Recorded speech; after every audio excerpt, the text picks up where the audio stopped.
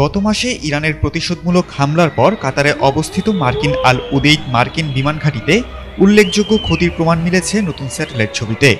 এটি এই অঞ্চলের বৃহত্তম মার্কিন সামরিক ঘাঁটিটি অক্ষত থাকার ডোনাল্ড ট্রাম্পের দাবির বিপরীত।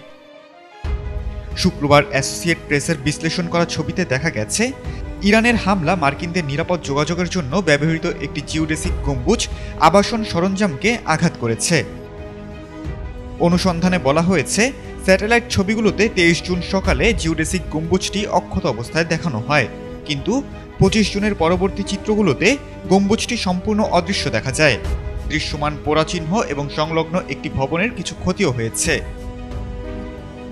এপির প্রতিবেদন বলছে, এসি কেনার কথা ভাবছেন? ভিশন দিচ্ছে যে কোনো এসিতে 15% নিশ্চিত ছাড়। এছাড়াও থাকছে মানি ব্যাক গ্যারান্টি নিশ্চয়তা। এখন পর্যন্ত যুক্তরাষ্ট্র বা কাতারি কর্তৃপক্ষের পক্ষ থেকে ক্ষয়ক্ষতির সম্পর্কে কোনো আনুষ্ঠানিক প্রতিক্রিয়া পাওয়া যায়নি।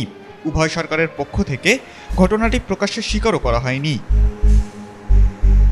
গত 22 জুন ইরানের 3টি পারমাণবিক স্থাপনা নাতাঞ্জ, ফোর্দো এবং ইস্পাহানের আমেরিকান আগ্রাসনের পর প্রতিশোধ হিসেবে পরের দিন মার্কিন বিমান ঘাঁটিতে ইরানের হামলা চালানো হয়। এরপর 23 জুন ট্রুথ সোশ্যালে একটি পোস্টে ট্রাম্প ইরানের প্রতিক্রিয়াকে খুব দুর্বল বলে উড়িয়ে দেন। মার্কিন ঘাঁটিতে ইরানের হামলার পর যুক্তরাষ্ট্র কোনো পদক্ষেপ গ্রহণ করেনি। ট্রাম্প দ্রুত ওয়াশিংটন এবং তেল আবিবের পক্ষে একতরফা যুদ্ধবিরতি ঘোষণা দেন, যা এখনও বহাল রয়েছে। খালিদুল ইসলাম তানভীর, এটিএন বাংলা।